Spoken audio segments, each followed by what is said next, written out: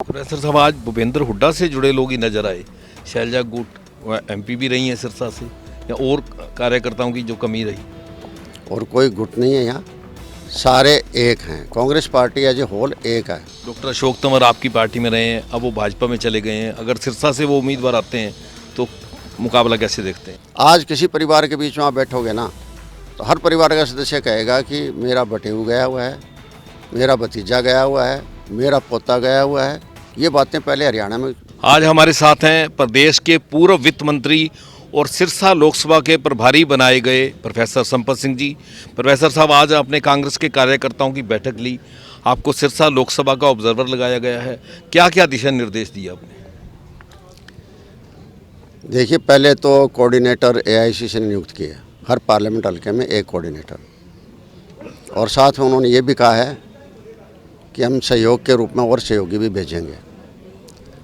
और इसकी नियुक्ति के बाद 12 तारीख को हमारे राष्ट्रीय अध्यक्ष खड़गे जी ने और हमारे राष्ट्रीय जनरल सेक्रेटरी ऑर्गेनाइजेशन वेणुगोपाल जी ने सभी कोऑर्डिनेटर्स की अलग अलग ग्रुप बनाकर कुछ स्टेटों के, और उन्होंने मीटिंग ली थी। वही कुछ बातें थी जिनको ब्रीफ में जो है यहाँ कांग्रेस पार्टी के सभी वरिष्ठ नेताओं के साथ डिस्कशन की।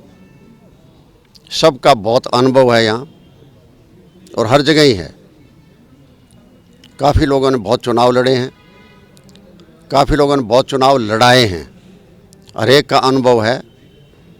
इसी का फ़ायदा क्रमबद्ध तरीके से पार्टी उठाना चाहती है, ताकि ज़्यादा से ज़्यादा सीटें जो हैं कांग्रेस पार्टी जीत सके।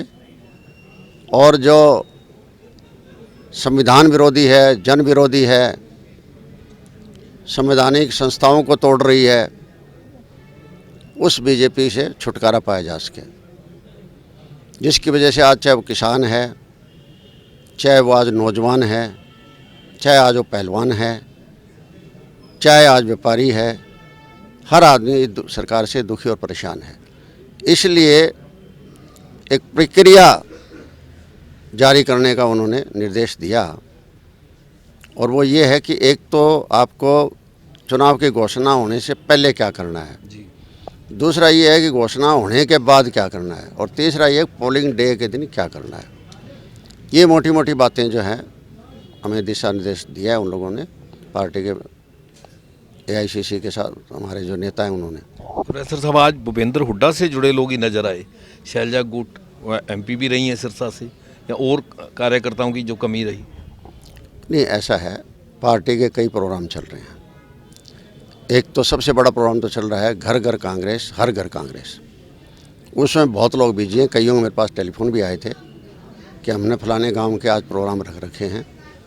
और दूसरे कईयों की अपनी सामाजिक भी व्यवस्थाएं हैं, किसी की ब्याह शादी भी है, किसी का कोई शौक सभा में भी जाना है, किसी को कहीं भी जाना है।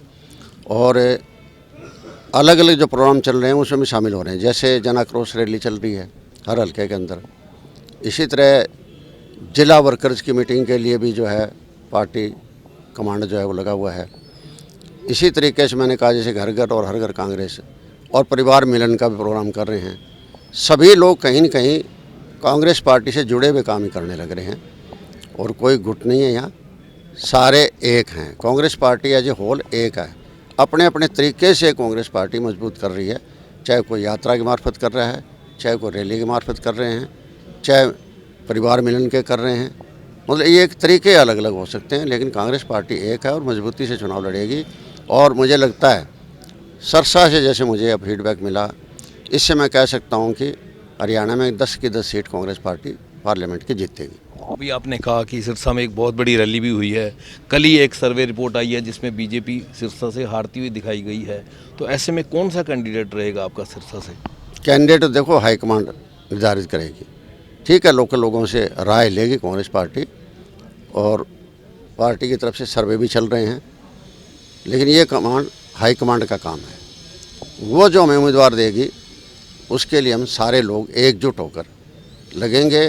और ये निश्चित तौर पर लोगों ने मन बना लिया है कि भारतीय जनता पार्टी को इस बार हराएंगे और कांग्रेस पार्टी का शासन लाएंगे। डॉक्टर अशोक तंवर आपकी पार्टी में रहे हैं, अब वो भाजपा में चले गए हैं। अगर सिरसा से वो उम्मीदवार आते हैं तो मुकाबला कैसे देखते हैं? देखिए, हमें इस बात की कोई चिंता नहीं है कि भारतीय जनता पार्टी का कौन कैंडिडेट आता है, कौन नहीं आता। हमारा काम है कि हमारी पार्टी सोच के अपना कैंडिडेट देगी और उसको जो है ना हम सब लोग मिलके फूल चढ़ाएंगे और उसको जिताने का काम करेंगे। कैंडिडेट कोई आए, उनकी अपनी मर्जी है। आप वित्त मंत्री रहे हैं, आपको हरियाणा का जो है कौटिल्य भी कहा जाता है, अर्थशास्त्री भी कहा जाता है। इस समय की जो अर्थव्यवस्था प्रदेश की है उसको कैसे देखते हैं? देखिए, न तो मैं कौटिल्य हूँ, न मैं कोई अर्थशास्त्री हूँ। थोड़ा बहुत ज्ञान रखता हूँ, ज़्यादा ज्ञान नहीं रखता। उस हिसाब से आर्थिक हालात हरियाणा प्रदेश के और देश के दोनों के बहुत बुरे हैं। मतलब आपको कर्जा चुकाने के लिए भी आपको कर्जा लेना पड़ रहा है। उस स्टेट का अंदाज़ा लगा लो आप क्या होगा जब हाँ 4 लाख से ऊपर करोड़ रुपए जो है आज कर्जा ले रखा है और उनकी योजनाएं जितनी जितनी सारी अधूरी है। उन्होंने तो घोषणा करी थी ना 4000 आंगनबाड़ी उनको हम स्मार्ट स्कूल बनाएंगे। अपने ज़िले में देखा कहीं कोई स्मार्ट स्कूल बना हुआ? इन्होंने ये भी घोषणा की थी PM श्री स्कूल बनाएंगे। केवल मात्र बोर्ड चेंज करने से PM श्री स्कूल नहीं बनते हैं। एक नया पैसा बजट इसके लिए नहीं दिया गया है। और कृषि का बजट जो है केंद्रीय सरकार पिछले 5 साल से हर बार सरेंडर करती जा रही है, हर बार सरेंडर करती जा रही है। वो क्यों करती जा रही है सरेंडर? इसलिए सरेंडर करती जा रही है कि पैसा नहीं है। लेकिन उनकी सोच ये है कि सबसे जो है ना अगर कोई मासूम है, वैसे तो वो देश की रीढ़ की हड्डी है, लेकिन मासूमियत जो उसकी है वो किसान की है। इसलिए किसान का बजट जो है ना हर बार ये सरकार घटाती जा रही है और प्लस में उसको सरेंडर करती जा रही है। इससे आप अंदाज़ा लगा लो। शिक्षा का बजट सरेंडर करती जा रही है, हेल्थ का बजट सरेंडर करती जा रही है, जो कि बेसिक चीज़ें हैं। इसलिए हालात तो बहुत ख़राब हैं। प्रोफेसर साहब, बेरोज़गारी के आपने आंकड़े भी दिए प्रेस कॉन्फ्रेंस में। सरकार ने एक आयोग ऐसा बना दिया है कि डंकी वाले रास्ते से ना जाएं विदेश, बल्कि सरकार विदेश जो है भेजेगी और वो नाम इनरोल करने जा रही है। अभी जो बेरोज़गार हैं अपने नाम दर्ज कराएं, जिस देश में जाना चाहते हैं जाएं। तो इससे कहीं लगता नहीं सरकार खुद ही बेरोज़गारी मान रही है? देखो, सरकार माने ना माने, ये जो योजना इन्होंने बनाई है ये बहुत ही घातक योजना है। इसका मतलब है कि नौजवान का भारत में और ख़ास करके हरियाणा प्रदेश के अंदर रोज़गार प्राप्त करना अब उनके लिए मुश्किल कर दिया है। हर नौजवान को ये यकीन हो गया है कि इसलिए सरकार नौकरी नहीं देगी, इसलिए उसकी तरफ दौड़ पड़े। इन्होंने स्कीम चलाई, उससे पहले भी हरियाणा प्रदेश के सबसे ज़्यादा बच्चे जो थे पढ़े लिखे वो बाहर गए हैं। इसलिए गए हैं क्योंकि यहाँ जो है ना ख़त्म ही होगा चांस। आज किसी परिवार के बीच में आप बैठोगे ना तो हर परिवार का सदस्य कहेगा कि मेरा बटेऊ गया हुआ है, मेरा भतीजा गया हुआ है, मेरा पोता गया हुआ है। ये बातें पहले हरियाणा में सुनने को नहीं मिलती थी। 2-3 ज़िले थे जहाँ थोड़ी बहुत लोग जाते थे, लेकिन बाकी नहीं जाते थे। अब जो है ना यहाँ से ब्रेन ट्रेन होने लग रहा है। अमेरिका से ये पूछा गया था किसी ने कि आप फलाने देश को ये दे रहे हो, फलाने देश को ये ले रहे हो, आप इंडिया से क्या ले रहे हो? उन्होंने ये कहा ब्रेन ले रहे हैं, ह्यूमन ब्रेन वो खरीद रहे हैं।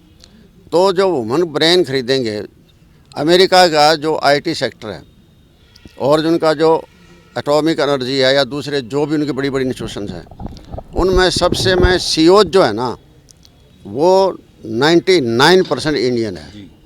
वो इसलिए वहाँ गए हैं कि यहाँ हालात ऐसे कर रखे हैं। इसरो की बड़ाई तो ये नहीं करेंगे क्योंकि इसरो पंडित जवाहरलाल नेहरू के टाइम में स्थापित हुआ था। चंद्रयान के बाद जाने के बाद आपने देखा होगा कि वहाँ की डिटेल आई थी कि वहाँ भी 60% जो है जॉब खाली पड़ी है। इसरो में जो इतनी बड़ी इंस्टीट्यूशन है जिसकी वजह से सारे पराक्रम उसी वजह से होते हैं, वहाँ 60% पोस्टें खाली पड़ी हो और वहाँ भी 3 महीने से तनख्वाह ना मिल रही हो, ये भी आया था। इसका मतलब क्या है कि आप सीरियस नहीं हो। हुड्डा साहब ने कहा है कि मेरी सरकार आती है तो मैं ये पोर्टर का खेल ख़त्म करूंगा, इससे लोगों को परेशानी हो रही है। उन्होंने संकल्प पत्र भी जारी किया है, वो भी हम पार्टी घर घर तक ले जा रहे हैं संकल्प पत्र को, जिसमें घर घर कांग्रेस, हर घर कांग्रेस उसके साथ ले जा रहे हैं। और वो जो है ना जो कहा है उन्होंने वो हमेशा पूरा किया है। पहले भी जो वायदे किए थे उन्होंने, बिजली के बिल देखो 1700 करोड़ रुपया छोटी बात नहीं है, माफ़ किए थे। इसी तरीके से किसान को फसली ऋण 1 लाख रुपए तक का कराया था और उसमें कोई ब्याज नहीं था, और बाकी भी जो ऋण थे वो कोई 4% पर, कोई 7% पर किसानों को उन्होंने प्रदान किए थे। हर चीज़ किसान को मौके पर मिलती थी और हर चीज़ MSP पर खरीदी जाती थी। कांग्रेस के टाइम का अगर आप आंकड़ा देखेंगे MSP का और अब इन्होंने जो MSP करी है, बहुत बड़ा अंतर होगा। उस टाइम 100% से ऊपर बढ़ गया था और इनका जो है एक किस्म का 40% से नीचे भी रह गया था। इसलिए जो वो कहते हैं वो पूरी करते हैं, जवान के धनी है। भारतीय जनता पार्टी और जन नायक जनता पार्टी मिलकर चुनाव लड़ते हैं, तो कहीं कांग्रेस को लॉस है उस पर? नहीं, हमें ये देखना ही नहीं है कि हम तो सिर्फ जो है ना, हमारे सामने जो बीजेपी सरकारी पार्टी है, बीजेपी पार्टी है उनकी, या कोई सहयोगी पार्टी है उनकी, या उनके साथ मिल के लड़ती है या नहीं लड़ती है, ये नहीं देखना। हमें तो अपना कैंडिडेट देखना है और टारगेट ये देखना है, चाहे वो बीजेपी का कैंडिडेट हो, बीजेपी सपोर्टेड कैंडिडेट हो, हमने जो है उसके सामने जीत प्राप्त करनी है। तो क्या दावा है 2024 के लिए लोकसभा और विधानसभा? देखिए, अभी तो लोकसभा के चुनाव हो रहे हैं, वो पहले मैं आपको कह चुका कि 10 की 10 सीट जो है कांग्रेस पार्टी जीतेगी। विधानसभा में जैसे सुनने में आया चुनाव इकट्ठे हो सकते हैं। नहीं, इकट्ठे हो सकते हैं तो हम तो देखो वेलकम करते हैं। इकट्ठे हो जाए तो वेलकम है, अलग हो जाए तो वेलकम है। हमें तो चुनाव आयोग निष्पक्ष होकर कोई भी तारीख देता है या इकट्ठे कराता है, अलग कराता है, हम उनका स्वागत करेंगे। लेकिन चुनाव आयोग को अभी इन्होंने जो है अपनी जो है जेब में रख लिया है। जिनके अपॉइंटमेंट के अंदर जो सुप्रीम कोर्ट का जज होता था उसको भी अलग कर दिया। इसका मतलब है कि जो इनके अपॉइंटी है वही इलेक्शन चुनाव आयोग के अंदर हैं, और वो क्या करेंगे जो ये लोग चाहेंगे वही करेंगे, बीजेपी वाले जो चाहेंगे। विधानसभा के लिए आपका क्या दावा है, कितनी सीटें ले जाएगी कांग्रेस? आज हम ये नहीं कह सकते, लेकिन कांग्रेस बहुत अच्छी मेजोरिटी से सरकार बनाएगी, अच्छी मेजोरिटी से। ये मैं कहना आज मेरे लिए उचित नहीं है कि 70 पार करेंगे या 75 पार करेंगे या 60 पार करेंगे। सरकार 100% बनेगी और अच्छे बहुमत से बनेगी। तो ये थे प्रोफेसर संपत सिंह, जिन्होंने दावा किया कि 2024 में प्रदेश में कांग्रेस की सरकार बड़े भारी बहुमत से बनेगी। हरियाणा तक के लिए सिरसा से बलजीत सिंह।